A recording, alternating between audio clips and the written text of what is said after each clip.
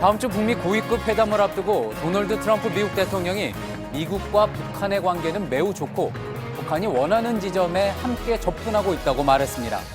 또 폼페이오 국무장관은 북한의 2인자와 대화를 하게 될 거라고 말해 김영철 통일전선 부장과의 대화 라인이 다시 시작될 것을 예고했습니다. 그동안 교육청 차원에서 열렸던 광주 학생 독립운동 기념행사가 오늘 처음 정부 주관으로 진행됐습니다. 이낙연 국무총리는 앞으로 독립운동가들을 예우하기 위해 최선을 다하겠다고 밝혔습니다. 대법원이 양심적 병역 거부에 대해 무죄 판결을 내리면서 대체복무제 관련법을 만드는 게 정치권 현안으로 떠올랐습니다. 정부는 다음 주 대체복무제 시행 방안을 발표할 예정인데 각 당과 의원들의 입장이 달라 법안 통과에는 진통이 예상됩니다. 양진호 회장 폭행 사건의 피해자인 위디스크 전직 직원 강모 씨가 오늘 경찰에 출석해 조사를 받았습니다. 저는 양진호 회장님이 지금까지 저지른 자신의 과오에 대해서 공정한 법의 심판을 받기를 간절히 원합니다. JTBC 취재 결과 양 회장은 직원들의 다리에 가스총 비비탄을 쏴 멍이 들게 하고 심지어 한 직원의 손에 불을 붙였다는 주장도 제기됐습니다. 학교 내 미투 운동인 스쿨미투 집회가 학생의 날인 오늘 서울 도심에서 열렸습니다. 참가 학생들은 솜방망이 처벌과 2차 가해 문제를 해결해달라고 촉구했는데 최근 3년간 성비위를 저지른 교사 10명 가운데 4명은 여전히 교사직을 유지하고 있는 걸로 나타났습니다. JTBC 뉴스룸 지금 시작합니다.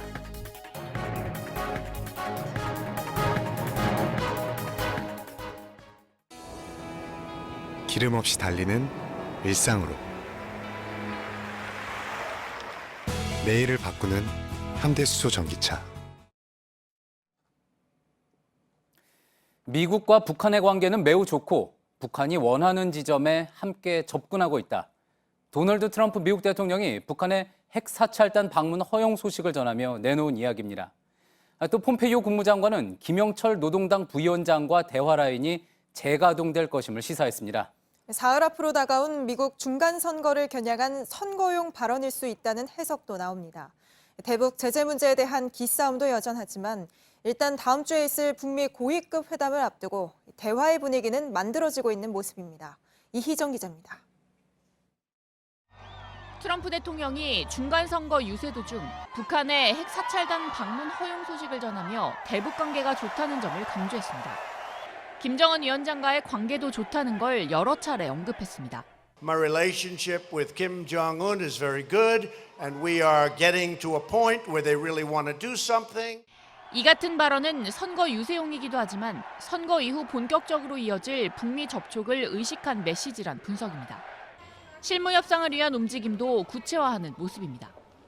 다음 주 북미 고위급 회담을 앞두고 있는 폼페이오 미 국무장관은 카운터파트인 2인자와 만나겠다고 밝혔습니다. 2인자는 김영철 노동당 부위원장 겸 통일전선 부장을 가리킨 것으로 보입니다. 폼페이오 김영철 라인이 재가동되면 북미 대화는 사실상 본격화 수준으로 접어들게 됩니다.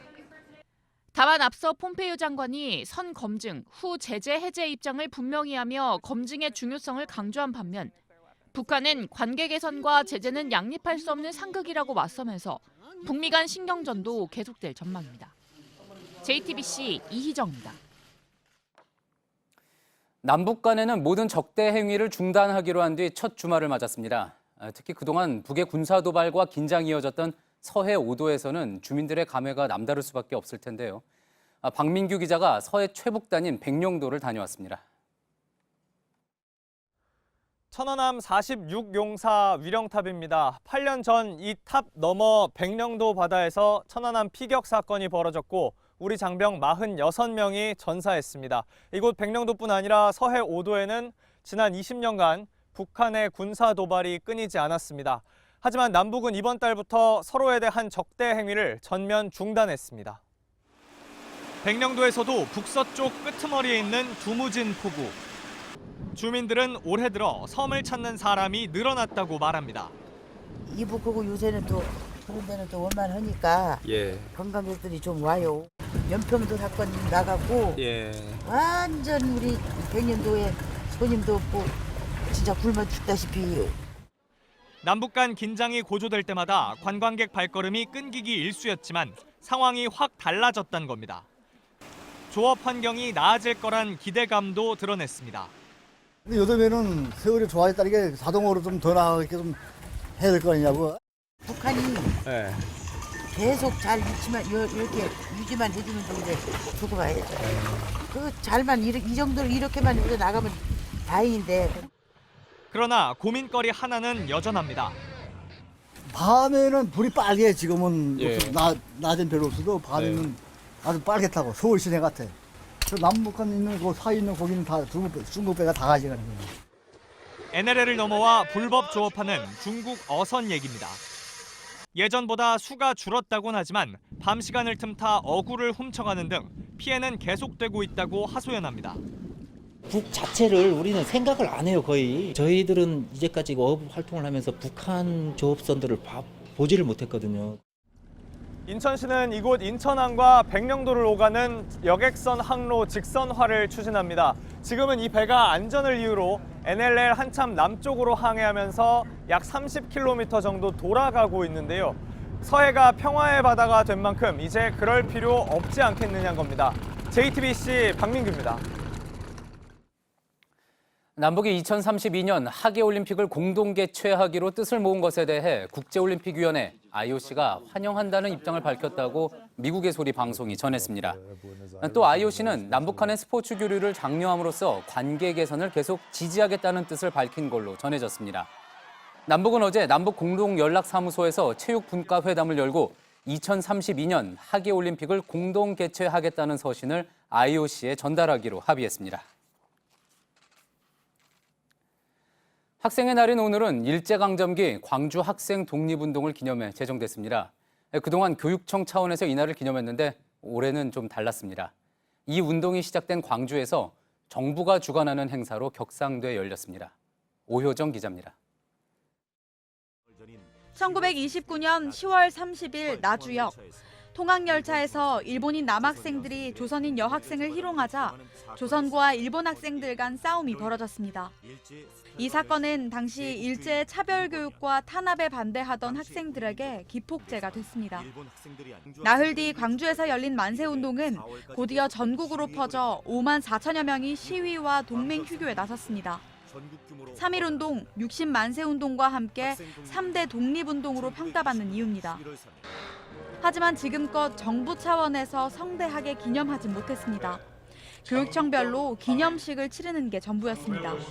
학생 독립운동에 대한 세상의 이해와 정부의 관심이 부족했기 때문이었습니다. 처음으로 정부 주관 행사로 열린 오늘, 당시 이 운동에 참여했던 광주 고등보통학교, 지금의 광주 제1고 학생들은 선배들이 외쳤던 경문을 크게 읽었습니다. 식민지 노예 교육을 철폐하라! 철폐하라! 이낙연 총리는 내년에는 이 운동에 동참했던 북한 학교 대표들도 함께할 수 있도록 준비하겠다고 밝혔습니다. JTBC 오효정입니다. 대법원이 양심적 병역 거부에 대해 무죄 판결을 내리면서 그렇다면 이제 대체복무제를 어떻게 마련할지를 놓고도 지금 논쟁이 뜨겁습니다. 최재원 기자와 함께 관련된 쟁점들을 하나하나 짚어보도록 하겠습니다. 자, 최재원 기자, 네. 자, 이번 대법원 판결을 놓고 찬성 못지않게 반대 여론도 만만치 않아 보이고요. 이 대체복무를 둘러싼 쟁점도 지금 한두 가지가 아니죠. 네, 그렇습니다. 이 청와대 국민청원 게시판만 보더라도 이 논쟁이 얼마나 뜨거운지를 엿볼 수가 있습니다. 청원 게시판을 보면 이렇게 여러 청원들이 있어요. 뭐 기간을 어떻게 하자, 또 복무 분야는 어떻게 하자, 여러 가지 아이디어를 내놓고 있는데 관련 청원만 수백 건이 넘습니다. 예. 이 대체복무를 둘러싼 쟁점은 우선은 형평성이죠. 이 현역병들이 억울한 마음이 들어서는 안 되지 않느냐 이런 것이고, 또 하나가 병역 기피 수단이 될 수 있지 않느냐, 이 양심적 병역 거부인 척하는 경우는 어떻게 걸러낼 것이냐 이런 것들입니다. 예. 정부가 이런 불만들을 다 고려를 해서 대체복무제를 상당히 또 오랜 기간 검토해 오지 않았습니까? 이제 곧 구체적인 안이 발표가 되는 거죠. 네, 당초 계획은 다음 주에 발표를 한다는 것이었는데 조금은 늦어지고 있습니다. 예. 다만 뭐 이번 달을 넘기진 않겠다 이렇게 발표는 하고 있습니다. 그래도 일단 대략적인 윤곽은 나와 있습니다. 대체복무 기간은 줄어드는 육군병사 복무 기간 18개월의 2배인 36개월이 유력하고요. 복무 분야는 교도소와 구치소 등 이 교정시설과 소방 분야 등이 검토되고 있습니다. 또 출퇴근 없이 합숙만 허용하는 것도 논의 중인 것으로 알려지고 있습니다. 예, 그러니까 집에서 그냥 왔다 갔다 출퇴근하는 게 아니라 현역병들처럼 이제 합숙도 하는데 기간은 2배고 그리고 또 이제 교도소 업무 같은 것을 맡게 될 거라는 거죠. 네, 정부에서 중요하게 생각하는 것이 2가지입니다. 일단 첫 번째가 이 현역병들이 박탈감을 느끼지 않아야 한다는 것. 예. 2번째가 병역 기피 수단으로 악용돼선 안 된다는 것. 이 2가지입니다. 예. 자, 그렇다면은 이걸로는 지금 보니까 부족하다는 의견도 있고 또 정반대로 너무 과하다 이런 의견도 있는 것 같습니다. 네, 일단은 야당과의 입장차가 눈에 띕니다. 자유한국당 김학용 의원이 대표 발의한 안도 있는데 이것과 비교해도 조금 차이가 있습니다. 보시면 기간은 공군병사 22개월의 2배인 44개월로 하도록 했고요. 기간이 좀 더 길죠. 그리고 업무도 지뢰 제거, 전사자 유해 발굴 등 이 관점이 좀 다릅니다. 제한 이후로도 병역 회피 수단으로 활용될 소지를 미연에 차단하기 위해서 이렇게 설명을 하고 있습니다. 예.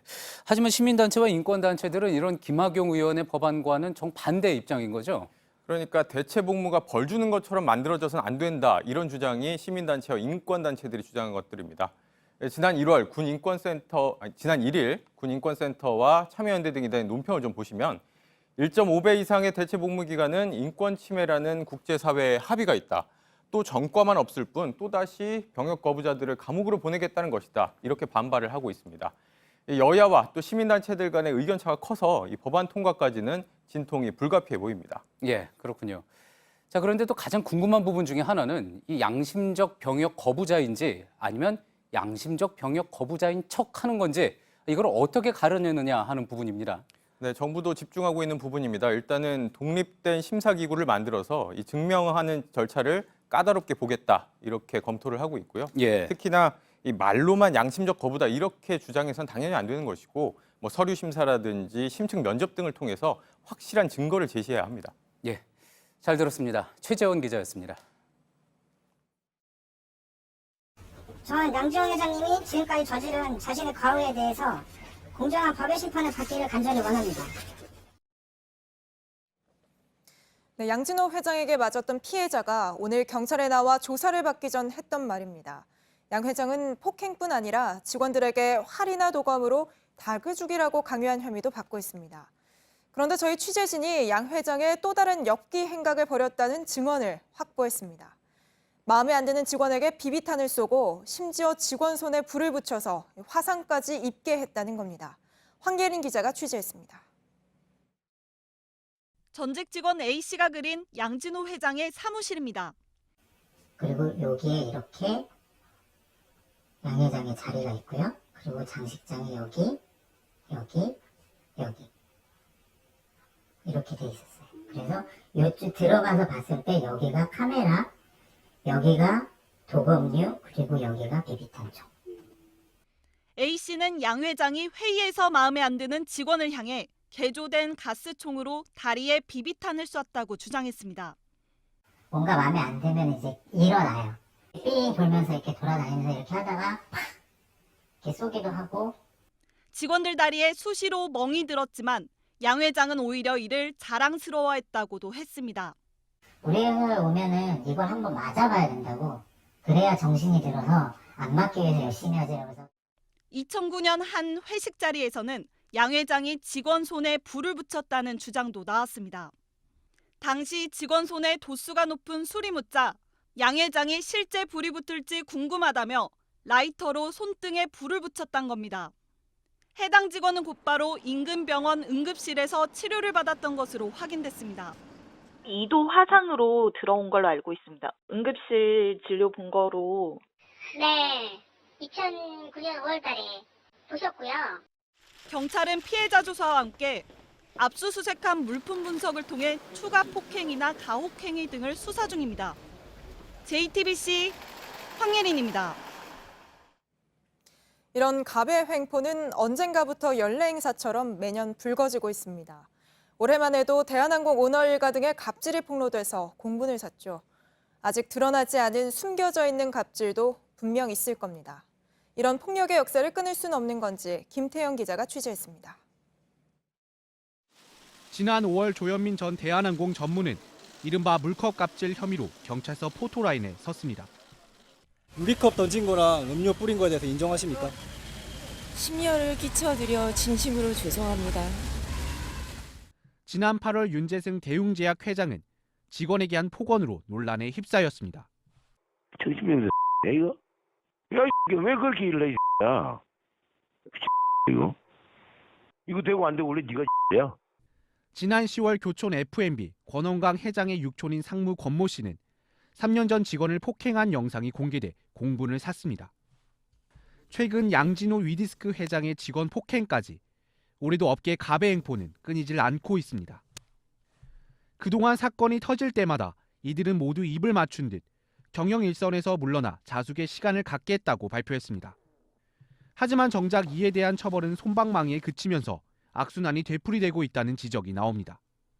지난달 검찰은 조현민 전 대한항공 전무에게 무혐의 결정을 내렸고 윤재승 대웅제약 회장도 경영 일선에서 물러났을 뿐 별다른 처벌을 받진 않았습니다. 가배 행포에 대한 강력한 처벌과 함께 견제 장치가 필요하다는 목소리가 커지고 있습니다. JTBC 김태영입니다. 뺑소니 사고를 내고 도주한 만취 화물차 운전자를 시민과 경찰이 추격전 끝에 붙잡았습니다. 한밤중 시속 160km로 40km 넘게 도주해서 30분 동안 아찔한 추격전이 벌어졌습니다. 구석찬 기자입니다. 화물차 한 대가 왔다 갔다 차로를 넘나듭니다. 순찰차가 앞을 가로막자 잽싸게 옆으로 달아납니다. 결국 시민과 경찰의 합동작전까지 펼쳐집니다. 앞뒤 좌우를 에워싸고 나서야 화물차를 멈춰 세우고 운전자를 끌어냅니다. 추격전에는 순찰차 넉 대가 투입됐습니다. 뺑소니 화물차를 막아서는 과정에서 이렇게 순찰차가 깨지고 부서지기도 했습니다. 화물차 운전자 52살 정모 씨의 도주극이 시작된 건 어제 오후 11시 40분쯤입니다. 부산시 감만동에서 술을 마시고 운전하다 SUV 차량을 치고 달아난 겁니다. 광안대교와 해운대 등 부산 도심은 물론 부산 울산 고속도로까지 43km가량을 피해 차량과 경찰을 따돌리며 도주했습니다. 140에서 160km 이상 과속으로 달리는 상황이었기 때문에 주변에 그 위험을 느끼는 차들이 많이 있었습니다. 30분간의 쫓고 쫓기는 추격전 끝에 붙잡힌 정 씨는 체포 과정에서 경찰의 얼굴도 때렸습니다. 정 씨는 면허 취소 수준인 혈중 알코올 농도 0.165%의 만취 상태였습니다. 경찰은 음주운전과 공무집행 방해 혐의로 정 씨를 입건하고 구속영장 신청도 검토하고 있습니다. JTBC 구석찬입니다. 부산의 한 셀프 빨래방에선 10대 학생이 세탁기 안에 갇혀 호흡곤란에 호소하다가 구조됐습니다. 친구들과 장난을 치다 갇혔습니다. 홍지용 기자입니다. 동이채 트지 않은 시각 학생 6명이 24시간 셀프 빨래방에 들어갑니다. 세탁기와 건조기 안에 들어갔다 나오기를 반복합니다. 안에서 나오지 못하게 문을 막기도 합니다. 그러던 중 한 학생이 머리부터 발끝까지 세탁기에 집어넣자 뒤에 있던 학생이 문을 닫습니다. 그런데 이번엔 닫힌 문이 열리지 않습니다. 번갈아가며 문을 잡아당겨 보지만 소용이 없습니다. 안에서 사람이 막 밀거나 이렇게 나오려고 하면 문을 밀 수도 있잖아요. 발로나 몸으로든. 이렇게 세탁물들한테 인식되고 뭐 이렇게 압이 차면 안 열릴 수가 있다 하더라고요. 결국 학생들은 문을 열어달라며 119에 신고했습니다. 출동한 구조대는 세탁기 안에서 호흡곤란에 호소하는 학생을 발견하고 잠긴 문을 뜯어내 구조했습니다. 학생들은 경찰 조사에서 세탁기에 사람이 들어갈 수 있는지 내기를 하다 한 학생이 스스로 들어가서 벌어진 일이라고 진술했습니다. 경찰은 학생들의 건강에 이상이 없는 것을 확인하고 부모에게 인계했다고 밝혔습니다. JTBC 홍지용입니다.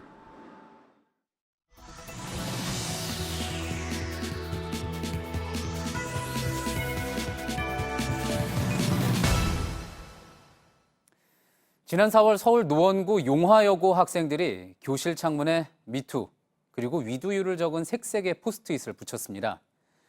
교내 성폭력에 대한 고백, 스쿨 미투는 그렇게 시작됐습니다. 이후 전국에 있는 수십 개의 중고등학교에서 터져나왔습니다.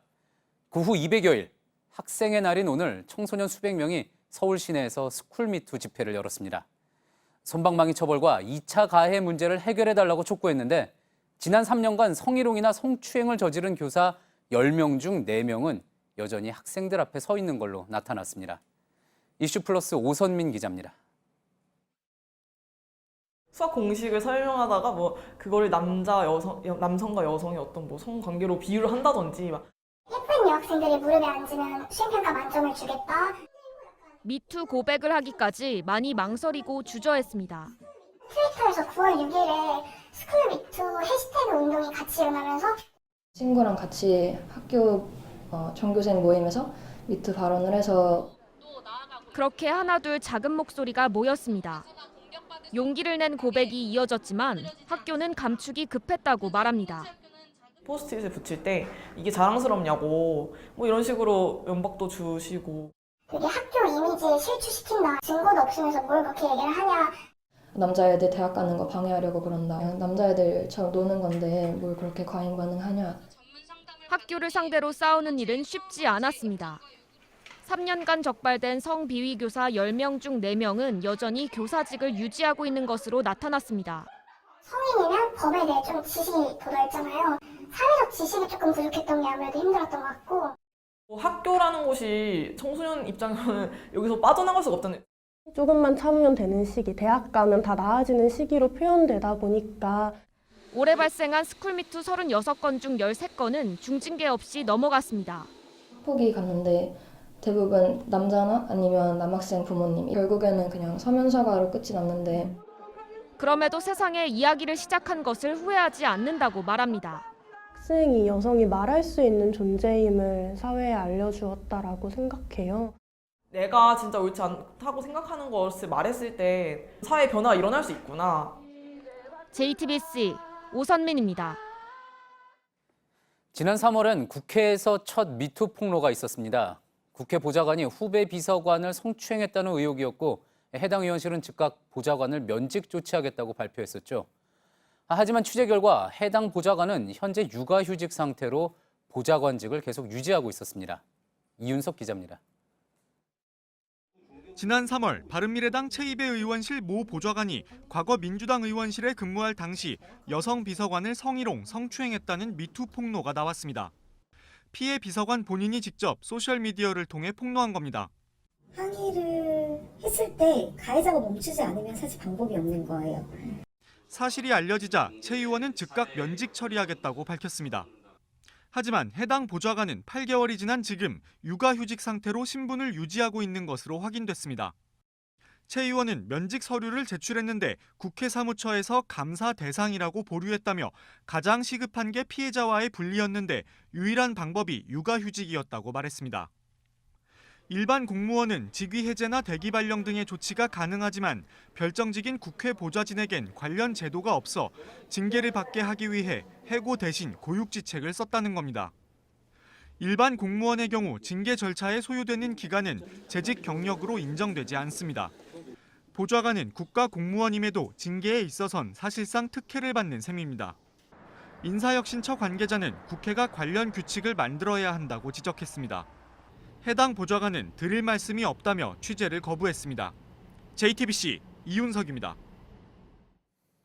사흘 앞으로 다가온 미국 중간선거의 양상이 트럼프 대 반트럼프 진영 간 극한 대립으로 치닫고 있습니다. 어느 때보다 종교와 인종, 이념 등에 따른 갈등과 증오도 커진 상황입니다. 문제는 선거가 끝난 뒤입니다. 패배한 측의 낙심과 분노가 미국에 더 큰 분열을 불러올 것이란 겁니다. 이주찬 기자입니다.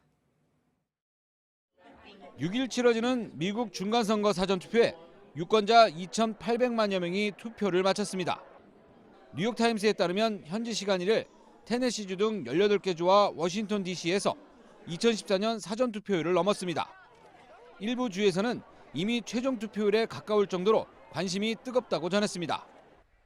외신은 열기의 배경으로 이번 선거가 트럼프 대 반트럼프 진영으로 나뉘면서 분열과 증오 양상으로 흐르고 있기 때문이라고 분석했습니다. 이런 가운데 트럼프 대통령이 자신을 비판하는 언론과 야당에 대해 막말과 거친 공격으로 지지층을 결집해 갈등을 부추긴다는 우려의 목소리도 커지고 있습니다. 실제로 트럼프 대통령은 민주당 핵심 인사들을 겨냥한 폭발물 소포 사건이나 유대인 교회 총기 난사 사건 등을 자신을 비판하는 언론 탓으로 돌리고 있습니다. A lot of the reporters are creating violence by not writing the truth. Those people know what a story is true and they know what a story is false. 선거일이 다가오면서 특히 중남미 캐러밴이 미국을 침공하고 있다고 발언하는 등 백인들의 공포를 자극하고 있습니다. CNN은 트럼프가 어떤 선거 캠페인에서 벌어진 선동적 논쟁보다도 극단적인 단계에 있다고 평가했습니다. JTBC 이주찬입니다. 중미 이민자 행렬, 캐러밴도 미국 중간선거에서 뜨거운 감자가 됐습니다. 캐러밴이 다시 미국 국경을 향해 움직이고 있는데 캐러밴에 돌을 던지면 총으로 대응하라는 주문을 했던 트럼프 대통령은 비난이 쏟아지자 하루 만에 말을 바꿨습니다. 부소연 특파원입니다. 늦은 밤이지만 행렬은 계속됩니다. 어린아이들이 있는 사람들은 속도를 내기 힘듭니다. 잠시 가던 길을 멈춘 빈 트럭은 순식간에 사람들로 채워집니다. 4,000명으로 추산되는 1차 캐러밴이 현지 시간 2일 도나히로 이동했습니다. 북진하던 행렬이 멕시코 동부인 베라크루스주로 경로를 튼 겁니다. 현지 언론들은 캐러밴이 어떤 경로로 미국 국경에 도착할지는 명확하지 않다고 보도했습니다. 지난 4월 결성됐던 캐러밴은 베라크루스주에서 서쪽에 있는 수도 멕시코시티로 이동해 북서부 티후아나 쪽으로 이동했습니다. 최단 거리인 미국 텍사스주 맥켈런으로 가는 경로를 포기하면 여정은 더 길어집니다. 1차 캐러밴은 이르면 이달 중순쯤 미국 국경에 도착할 것으로 예상됩니다. 규모는 예측할 수 없는 상황입니다. 한 달 넘게 이어진 노숙으로 상당수가 질병과 부상 위험에 노출돼 있습니다. 중간 선거를 앞두고 캐러밴을 향한 압박을 이어가고 있는 트럼프 대통령은 수위 조절에 나섰습니다. What I don't want is I don't want these people throwing rocks. They do that with us, they're going to be arrested. There's going to be problems. I didn't say shoot. I didn't say shoot. 워싱턴 포스트는 트럼프 대통령이 최근 7주 동안 하루 평균 30번이나 거짓 발언을 했다고 보도했습니다. 로스앤젤레스에서 JTBC 부소연입니다. 미중 무역전쟁 상황에 따라서 우리나라를 비롯한 세계 증시가 출렁이고 있는데요. 화해 분위기에 4일 연속 올랐던 뉴욕 증시가 다시 내려앉았습니다. 백악관이 무역 합의 초안을 준비 중이라는 보도를 부인하면서인데 트럼프 대통령이 미중 정상회담을 공식화하면서 진화에 나섰지만 하락세를 돌리진 못했습니다. 구희령 기자입니다. 뉴욕 증시는 나흘째 상승세로 출발했습니다. 트럼프 대통령과 시진핑 주석의 통화에 이어 백악관이 무역 합의안을 준비 중이란 보도가 나오면서입니다. 하지만 이날 오전 레리 커들로 백악관 국가경제위원장이 이를 부인하자 다우 지수는 300포인트 넘게 추락했습니다. Okay, there's no mass movement. There's no huge thing. We're not on the cusp of a deal. 다만 아르헨티나에서 열리는 G20 정상회의에서 미중 정상회담을 열고 무역 문제를 논의하는 건 확실하다고 했습니다. 트럼프 대통령도 이날 오후 미중 정상회담 개최를 공식화했습니다. President Xi and I have agreed to meet at the G20. We'll be having dinner. We'll be discussing it. 낙관적인 전망도 덧붙였습니다. I think a very good deal will be made with China. They want to make it very badly. 트럼프 대통령의 발언 이후 뉴욕 증시는 낙폭을 줄였지만 하락세를 돌리진 못했습니다. 백악관의 혼선 때문에 일어난 뉴욕 증시 하락이 오는 월요일 우리나라를 비롯한 아시아 증시에 어떤 영향을 미칠지 주목됩니다. JTBC 구희령입니다. 폼페이오 미국 국무장관과 문우신 재무장관이 이란에 대한 석유 수출 2차 제재를 오는 5일 실시한다고 발표했습니다. 미국은 다만 8개국을 예외로 인정하기로 해서 한국이 예외국에 포함될지 주목되고 있습니다. 우리 정부는 그동안 이란산 원유 수입을 완전히 차단하긴 어렵다며 수입량의 상당한 감축을 전제로 한 이 예외국 인정을 요구해왔습니다. 지난해 두바이 하늘에 사람을 태운 드론, 이른바 에어택시가 떠서 화제가 됐는데 내년엔 싱가포르에서도 날아다니는 택시를 볼 수 있게 됐습니다. 미래의 삶을 그린 영화에서나 나올 법했던 하늘을 나는 택시가 점점 현실로 다가오고 있는 겁니다. 우리나라에서도 내년 1월부터는 사람이 타는 드론을 시험 비행하는 게 가능해집니다. 백종훈 기자입니다. 사람을 태운 드론이 날아오릅니다. 균형을 잡고 이리저리 움직입니다. 독일의 한 업체의 유인 드론, 이른바 에어택시입니다. 이 업체는 지난해 아랍에미리트 두바이 도심에서 시험 비행을 했습니다. 두바이 당국은 4년 후인 2022년 에어택시 상용화를 계획하고 있습니다. 조종사 탑승 없이 자율주행 방식으로 운영될 예정입니다. AFP는 싱가포르도 내년 하반기에 유인 드론 시험 비행을 할 예정이라고 보도했습니다. AFP는 싱가포르와 두바이가 신기술 개발에 적극적이라고 했습니다. 교통 수요가 있어 상용화에도 적합하다는 것입니다. 중국 산시성의 상러시에서는 화물 배달용 드론이 지난달 26일 시험 비행에 성공했습니다. 세계 각국이 기술 개발에 박차를 가하자 우리 정부도 규제 완화를 시작했습니다. 정부는 내년 1월부터 유인 드론 시험 비행을 허용키로 했습니다. 정부는 또 안전관리 분야 등에서 정부 발주 사업을 할 때 드론 기술을 적극 이용하도록 권장할 방침입니다. JTBC 백종훈입니다. 날씨가 추워지면서 김장 준비에 들어가려는 분들 계실 겁니다. 그동안 치솟던 무와 배추값은 지난달보단 내려갔지만 여전히 비싸고 특히 다른 재료값이 크게 올라서 김장 물가에 대한 우려가 큽니다. 정부가 다음 주 대책을 내놓기로 했는데 이세누리 기자가 오늘 현장 목소리를 들어봤습니다. 서울의 한 대형마트 김장 코너 앞. 채소마다 붙어있는 가격표를 꼼꼼히 살펴보고 가격을 종이에 적기도 합니다. 그냥 다음 주에 담으려고. 그런데 지난해보다는 많이 비싸죠. 배추 지난해는 여기에서 한 폭에 1,000원씩 그렇게 들기로 했었고 올해는 이제 한 폭에 이제 2,400원 꼴이네요. 지난달 신선 채소는 폭염 여파로 값이 급등했던 전달보단 내렸지만 1년 전에 비해선 14% 뛰었습니다. 다른 재료값도 함께 오르면서 체감하는 부담도 커졌습니다. 한국농수산식품유통공사가 과거 5년 평균치를 기준으로 4명 가족의 김장 비용을 지수화한 걸 보면 지난달 배추와 무는 평년보다 각각 30%, 60% 넘게 올랐고 고춧가루, 새우젓도 30% 안팎으로 상승했습니다. 고춧가루가 작년에 비해서 굉장히 비싸요. 작년에는 한 근에 내가 10,000원씩 줬는데 올해는 15,000원씩. 주말을 맞아 김장 채비에 한창인 한 농수산물 시장. 상인들은 본격적인 김장철이 오면 가격은 더 오를 수 있다고 말합니다. 아직은 책정이 잘 안 돼요. 왜냐하면 밤에 너무 춥고 모든 야채는 밤에 자라잖아. 내리지는 않을 거예요. 불안한 채소값에 소비자 물가까지 들썩거리면서 정부는 다음 주 김장 채소 수급 안정 대책을 발표하기로 했습니다. JTBC 이세누리입니다. 강원도 춘천에서 중동호흡기 증후군 메르스 의심 환자가 발생해 병원에서 격리 치료를 받고 있습니다. 70대 남성으로 알려진 환자는 최근 유럽 여행을 다녀오는 과정에서 두바이를 경유했고 발열 증상을 보여 오늘 오후 강원대학교 병원을 찾았습니다. 병원 측은 곧바로 응급실을 폐쇄한 뒤 환자를 음압 격리 병상으로 옮겼고 1차 바이러스 검사 결과는 자정쯤 나올 예정입니다. 이런 가을 야구는 없었다. 다 끝났다 생각했을 때 다시 시작됐던 승부. 오늘도 넥센과 SK의 플레이오프 5차전 이야기는 계속됐습니다. 내일부터는 SK와 두산의 한국 시리즈가 열리는데 강나연 기자가 전해드립니다. 5점 차로 뒤졌고 9회 초 투아웃까지 몰린 넥센. 누구나 다 끝났다고 생각했습니다.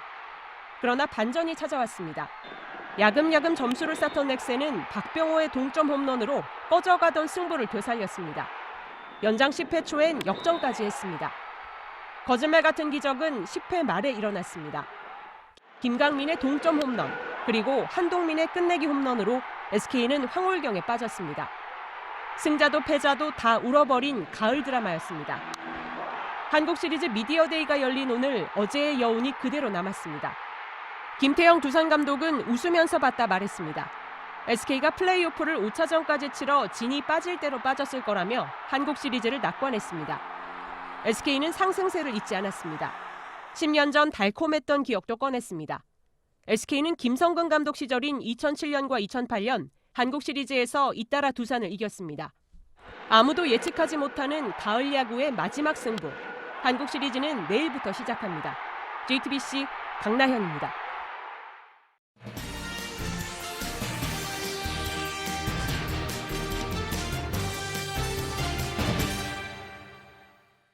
오늘의 뉴스룸 키워드는 웹하드입니다.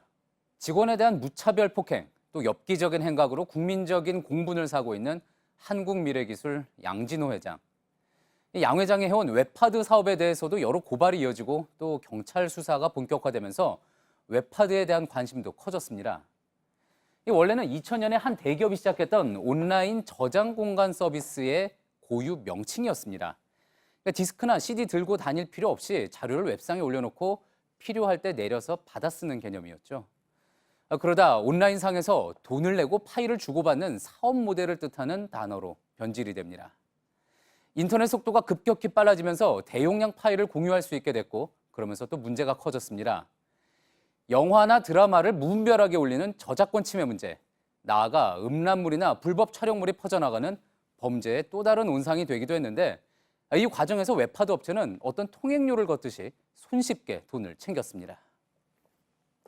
이번에 문제가 된 양진호 회장의 업체에서는 이렇게 전문적으로 불법 콘텐츠를 올리는 업로더들을 회사 차원에서 관리하고 후원했던 정황까지 드러났습니다.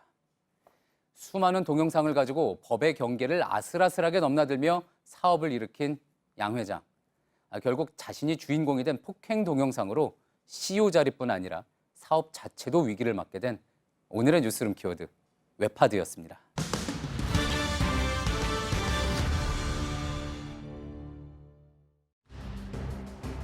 에르도안 터키 대통령은 현지 시간 2일 사우디의 반체제 언론인 자말 카쇼크치 피살 사건이 사우디 최고위층의 지시에 따른 것이라고 주장했습니다. 에르도안 대통령은 미국 워싱턴 포스트 기고문에서 이같이 밝히면서 다만 살만 국왕이 살해를 명령했다고는 생각하지 않는다고 덧붙였습니다. 자전거 교통사고가 연평균 15,000건 넘게 일어나고 사망자도 300명에 달하는 것으로 나타났습니다.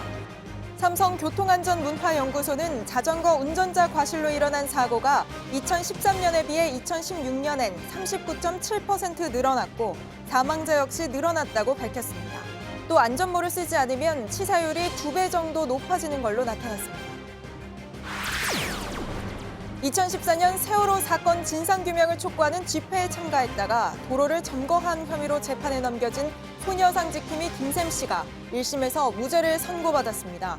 법원은 당시 경찰이 촬영한 집회 현장 사진 등이 주요 증거로 제출됐는데 원본이 삭제돼 유죄 근거로 쓸 수 없다고 판단했습니다. 김 씨는 위안부 피해 할머니를 돕는 대학생 단체 대표로 지난 2015년 위안부 합의를 반대하며 일본 대사관에서 시위를 벌인 혐의로 기소돼 벌금 200만 원의 확정 판결을 받기도 했습니다.